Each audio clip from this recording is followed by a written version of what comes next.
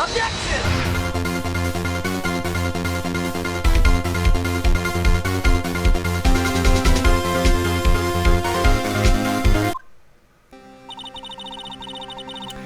How did the investigation go yesterday, Mr. Wright? Well, frankly, there are still a lot of gray areas. Or rather, the whole thing is one big gray area. Don't worry about me, no matter what the outcome. I'm ready to accept my fate. I believe in you, sis. Mr. Wright, let me offer you a word of advice. Yes? A defense attorney should never believe their client. The defendant is called to trial because they are suspected of wrongdoing. Never forget that. Ms. Sky, you remind me a lot of Mia, but there is one decisive difference between you and her. And that is, you're not a defense attorney. I believe it's almost time for the trial. Good luck, Mr. Wright. My first trial without a Fae helping me. No one's going to bail me out this time. I'll be alone in there, so I have to discover the truth all by myself. Let's do it, Mr. Wright. I'll be with you the whole way.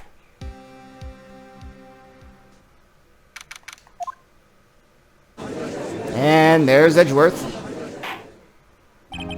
Court is now in session for the trial of Miss Lana Sky. Defense is ready, Your Honor. The prosecution has been ready for a while, Your Honor. Edgeworth. It's been 2 months, but I haven't been in a courtroom since his trial. I hope that personal feelings will not be a part of the proceedings today, Mr. Wright. I will choose the path I think is right, regardless of what those around me might say. The judgment is to be made here, in our hands, not those of anyone else. Very well, Mr. Edgeworth. Your opening statement, please. Chief Prosecutor Lana Sky has committed an unpardonable crime. Not only this, she was rash enough to commit it in the prosecutor's office lot, in my car, with my knife! Wow, he's much more forceful in person. I suddenly feel like confessing to everything. Take me, Edgeworth. However, she will now pay for her rashness with her life. There was a witness to her crime. A professional witness. Well then, call your first witness, Mr. Edgeworth. The prosecution calls its first witness, Ms. Angel Starr, to the stand. The cough-up queen?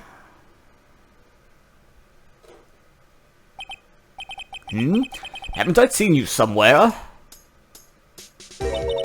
You ordered the caviar lunch, right? Oh, caviar!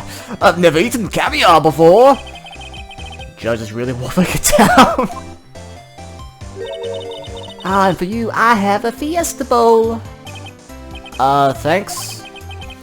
Will the witness state her name and profession? And you, sir? Did you order the fingerprint lunchbox? It is too early for lunch. Your name and profession, please. Why does every single witness... difficult? Well, Your Honor, how does it taste? So this is why everyone raves about caviar. It's so tasty it hurts. I always thought caviar would taste like pickled tapioca.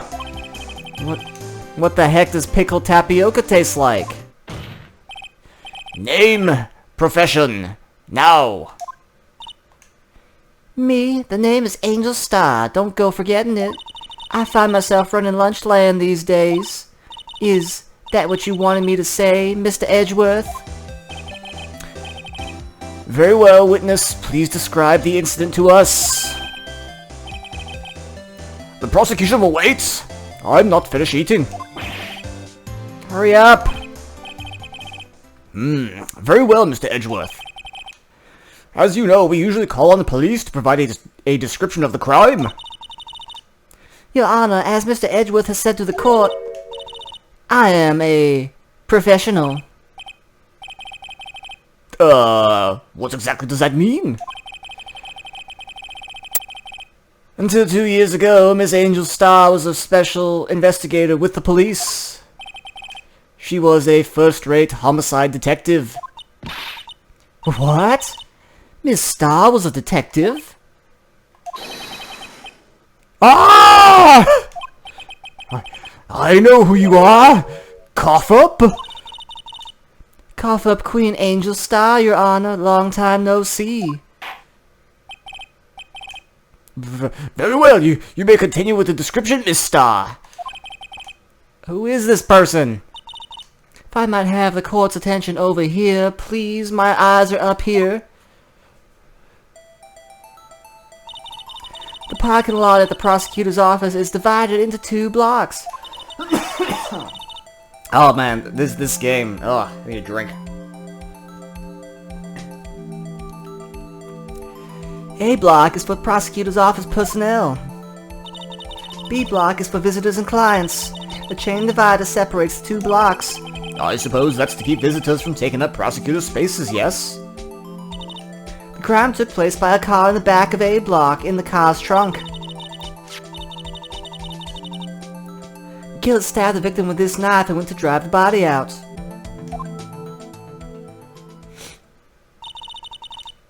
Unfortunately for her, there was a witness, and an arrest was made on the spot. And who was this valiant witness? Why, it was me, Your Honor. Parking lot floor plans. Witness, did you see the moment of the crime? Of course, Your Honor. Immediately after that, I apprehended the chief prosecutor. It seems rather cut and dry, doesn't it? Well, Mr. Wright? I can't agree on principle, Your Honor. It seems that some poor losers are unwilling to accept the truth, Your Honor. Shall I proceed to crush what little hope they have remaining? If you can, give them your worst, Miss Starr. Wait, are they talking about me?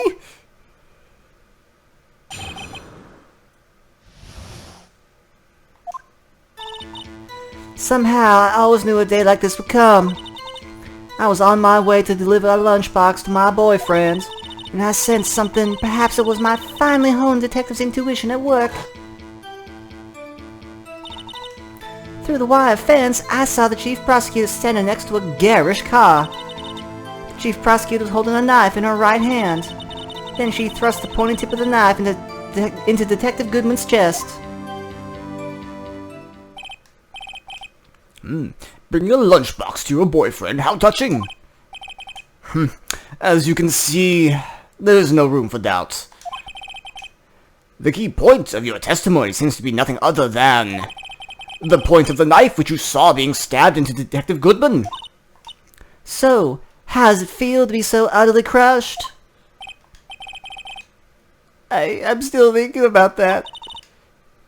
It's merely a flesh wound, Mr. Wright. Very well, Mr. Wright. You may cross-examine the witness.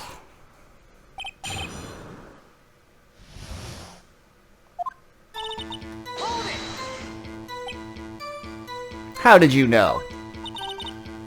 I respect the prosecutor's basic abhorrence of crime. Yet their methods are ugly and twisted.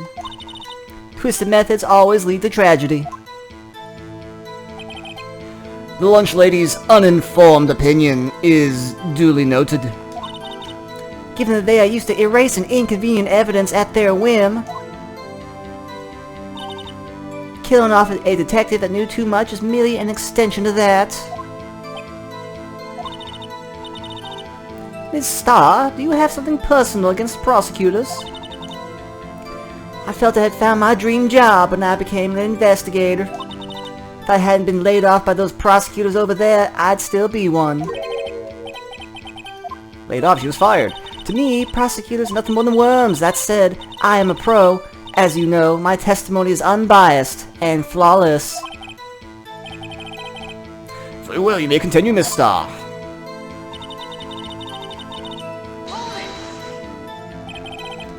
His boyfriend, he's the detective? Not that boyfriend, the security guard. That boyfriend? You have several? Yes, this boyfriend, that boyfriend, the other boyfriend. Care to join? Yet another boyfriend position is still open for applicants. I'll stick with the lunches, thanks.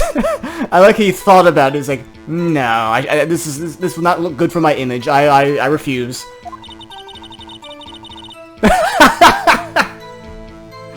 That's what I just said. Note to self: the judge had to think before replying. Security guard room is in the lot in A block. It's up on the second level. You can see everything from there. That would be the room with the security sign. Incidentally, did you bring your lunchboxes by car? Since I'm a visitor now, I parked in B block. So she was in B block when she witnessed the crime.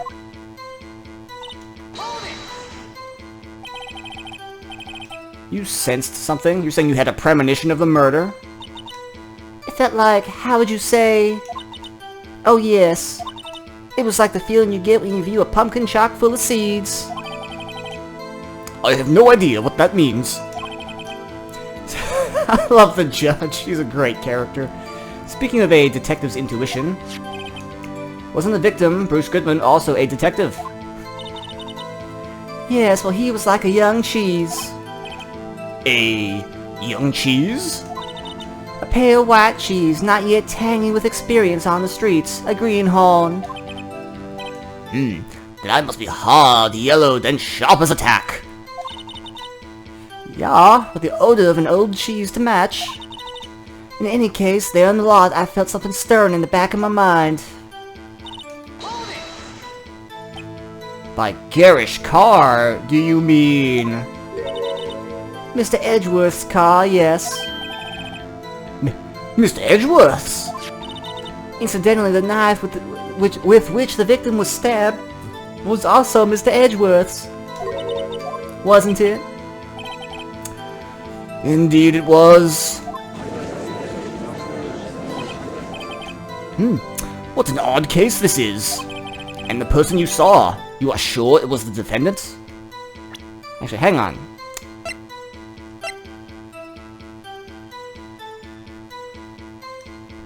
I saw her from no further than 30 feet away. I am certain it was her. She's telling the truth, we're doomed. Let's just do what we can. Even if we don't have any proof, we can always nitpick. Oh. Takes away his slam. I was trying to lower the volume of the text. Witness, in your testimony you clearly stated the following. Prosecutors are nothing more than worms. Ergo, I shall turn this back up to 1. You are a biased witness. You might want to keep those silly opinions to yourself in the future, rookie. Huh? Rookie? I mean, I've only done 4 cases, but they've all been high-profile cases. Well, maybe not the first one. You know what I mean. Unless you're willing to risk the consequences of doubting me. I fry you like a fritter, crispy on the outside, chewy on the inside. That was inspiring. I believe I've heard that tagline elsewhere. You could cry plagiarism. I may be relegated to the lowly post of lunch lady, but my instincts are honed. A photograph? You took this?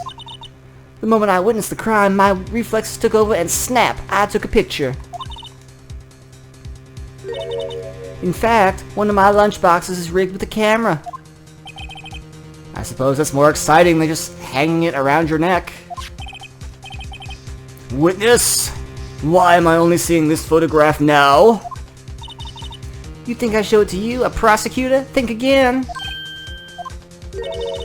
My boyfriend works in the photography division of criminal affairs. Well, this is most certainly the defendant.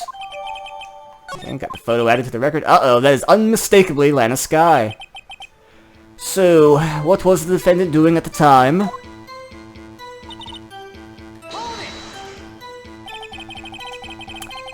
Tell me more about this knife the suspect was carrying. Well, I'd say the blade was about 4 inches long. Is that right, Mr. Edgeworth? It is your knife, after all. Yes, that's about right. prosecutors are by nature well versed in the location of a man's vital organs. I'm sure it was easier than boiling an egg for my egg salad surprise set.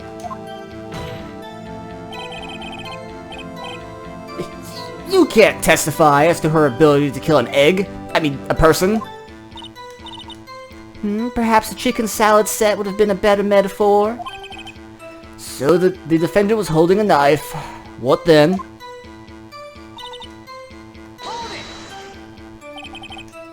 Tell the court why you didn't try to stop the crime. You did see her raise the knife to strike, no? The defense has a point. Unfortunately, by the time I realized what was going on, it was already too late.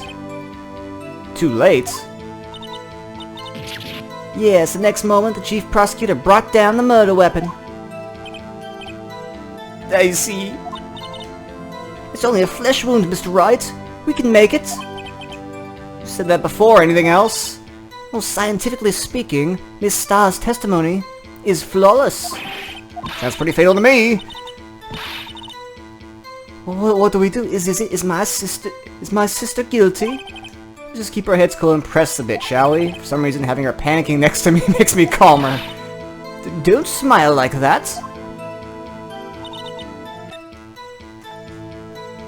Okay, so I sat here and I like pressed this whole like testimony for like a couple minutes, and I think I figured it out.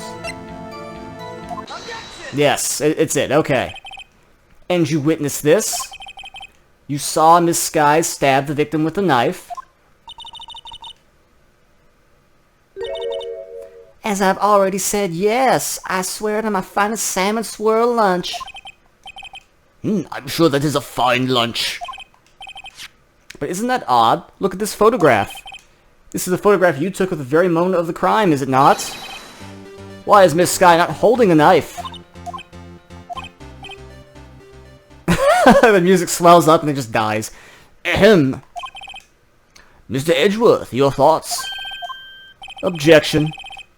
It had to be the weakest objection ever, Edgeworth. Yes, it was still stronger than your ever feeble mind, Mr. Wright. Oh, Edgeworth with the burn. What do you mean, Mr. Edgeworth? This photograph was not taken the moment before the stabbing. This was taken the moment after the stabbing. And how can you tell that? Blood splatter. Huh? See the dark crimson stains on the chief prosecutor's coat? It's a black and white photograph. It could be ketchup. Ah, yes, it's hard to tell, but this could be blood. Well, Mr. Wright, I see no problem here. No problem except... Oh my... clicking too fast. Mr. Wright, are you going to sit there and take that kind of abuse? Erg! You got a better idea?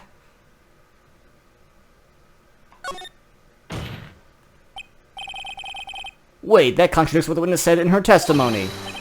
Namely, she took the picture the moment she witnessed the crime. Well, it seems I was slightly unclear. My apologies. That's it. You run out of lunch, you order seconds. Problem solved. If you don't like it, try ordering the jumbo-sized lunch from the get-go. Good advice. I'm not sure I understood it, but good advice. I didn't have time to stop her. Prosecutor Sky was cold, calculating like a robot. She killed without pain or remorse. Premeditated murder. Premeditated? How do you know? Look at the chief prosecutor's hands in that photograph. Well, are those gloves? I mean, they could be like, you know, driver gloves. Or not. Surgical gloves made of thin rubber, most likely. Why would she have those on? If it was not premeditated, she would not be wearing those gloves. Warg! These gloves do seem to tell a tale of premeditation. Premeditated murder. A serious offense. Witness, add this to your testimony. The murder was planned. The rubber gloves prove it. Or if she was just in the habit of wearing gloves, like driving gloves. The gloves were admitted as evidence when the defendant was arrested. They were rubber gloves, of the kind used for autopsies. In other words, when she came to the crime scene, she came to do murder. It's the only possible conclusion. Everything was planned, it was premeditated. Arrgh! Impressive. I'm sorry they took you off the force, Miss Starr. Oh, this is bad. She's got them thinking this was all planned. If she can prove this claim, the trial's already over. Gotta think of a way to show this wasn't premeditated. Alright, seen that.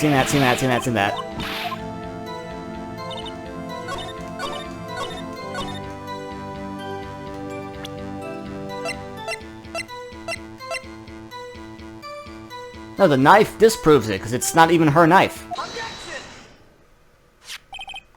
Witness, do you know what this is? Are you trying to test me? I sell boxed lunches for a living, you know. That's a knife. The knife. The knife in Mr. Edgeworth's trunk. Indeed, it is my knife. What's with the case? Brr, the bloody murder weapon, a red car, blah blah blah blah, all belonging to the prosecutor there, blah blah blah blah blah blah. The defendant is the chief prosecutor for the district, right? Mommy, our prosecutor's bad people. The defense has a request. We ask the witness provide an accurate testimony. What's that, rookie? In your testimony, you stated Alana Skye planned this murder. And that's why she was wearing those special gloves. Seems like a natural conclusion to me. The gloves do indicate planning. However, why would you not also prepare the most important thing? The murder weapon. Oh. This knife just happened to be in the trunk of that car. Ladies and gentlemen, if you're going to plan a murder, you don't forget the weapon! Ah! Order, order, order. Great, the tide is turning in our favor. Great show, Mr. Wright. My assistant's as good as free. Right. I believe the next lunch you'll be eating is humble pie. How long has Edgeworth been waiting to say that joke? How long has he been sitting? It's like, no, I'm going to wait for the opportune moments. I'll wait till Wright says what he thinks is a breakthrough, then I shall unleash the humble pie joke upon him. What? I hope you weren't deluding yourself into thinking the tide has turned. Not over such a trifling detail. But this shoots a hole in the whole premeditated theory. Bah. The prosecution could care less if it was premeditated or not. The only one who seems to care is that lunch lady over there. The defendant, Lana Skye, murdered a detective with a knife. That is the only thing the prosecution need prove. Nothing else. Very good, Mr. Prosecutor. I suppose you think you're clever now. But you know as well as I do she planned on killing him. It was planned. If it wasn't, why wouldn't she be wearing... I believe I'd like to hear your testimony again. Witness, please tell us only what you saw, not what you thought. How dare you? My powers of deduction are not to be underestimated. Really? Alright, here we go. Lana Skye intended to murder Detective Goodman. That's why she called the victim all the way to the prosecutor's office. I'm sure the chief prosecutor had a grudge. Nothing else could drive that human machine to plunge the knife in again and again, and I see where I have to contradict already. I see it. The victim was summoned from the police department to the prosecutor's office? It does sound a lot like premeditation, doesn't it? So if I order the pizza, does that mean I'm planning to kill the delivery boy? Mr. Wright, you may cross-examine the witness. I already see what I have to contradict. That one right there. Now where's my evidence? One wound. You say she stabbed him again and again, but you couldn't have witnessed that. Are you testing me? Then I'll test you. With my moss surprise. I'm afraid the moss is growing under our feet as we wait, Ms. Starr. What do you mean? I shouldn't have to explain this, but take a look. The autopsy report states death was due to a loss of blood from one stab wound. Aha! You're right! Good show, Mr. Edgeworth. What a hunk! He's my hero, really. What about my objection? No one noticed? Well, witness? You got the crime scene set, right? Oh, thanks. I always believed no one could ever mistake ketchup for blood. But now I realize such mistakes are possible. So, you're saying you mistook something for blood? When she lifted her knife, I thought I saw blood at her breast. Splattered blood from her victim. That's why I thought she must have stabbed him at least twice. Then tell us what you saw. Tell us what you saw that you thought was blood. Testify! Her red muffler looked like blood to me. That's how ghastly the whole scene was. Her red muffler? Yes, like a scarf. The chief prosecutor always wears one around her neck. So she could be easily hanged at a moment's notice, I suppose. She's right. This guy was wearing a red scarf, wasn't she? But wait, isn't it odd that you mistook that for splattered blood? Well, people often mistake my beard for a bib. A judge with a bib. That's why this place feels so much like kindergarten sometimes. Actually,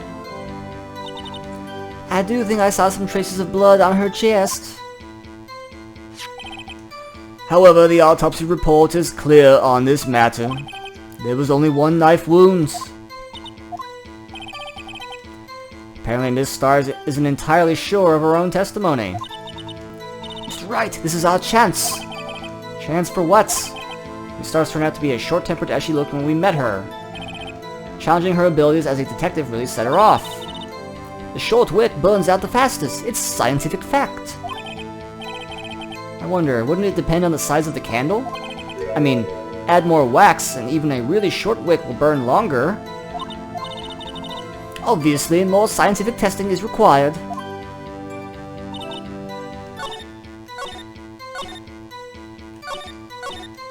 I don't know, let's press some more. You said that you haven't told us how you know. That's what I'm about to tell you, rookie. I believe what she just said was a mere prelude to the story she's about to tell. Try not to interrupt her again. Rookie.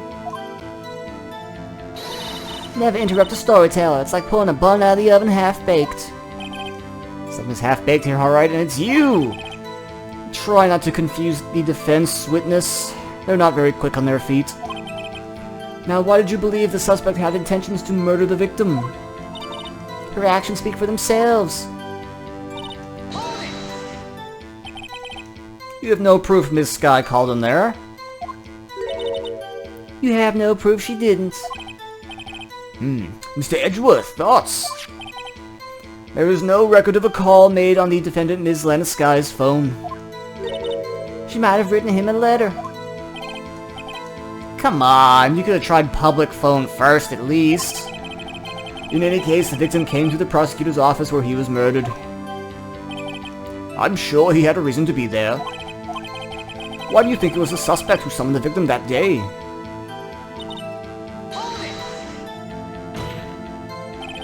What kind of grudge? Well, I wouldn't know. Of course you don't. She didn't have a grudge. Rookie. I have a lunchbox here. What's inside? How do I know? See, we agreed there is a lunchbox. We don't know what's inside.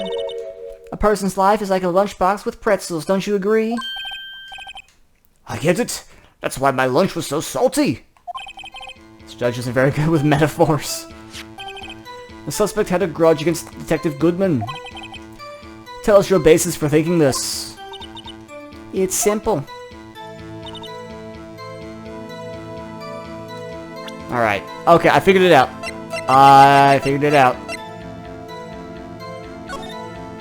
There is no muffler. Objection!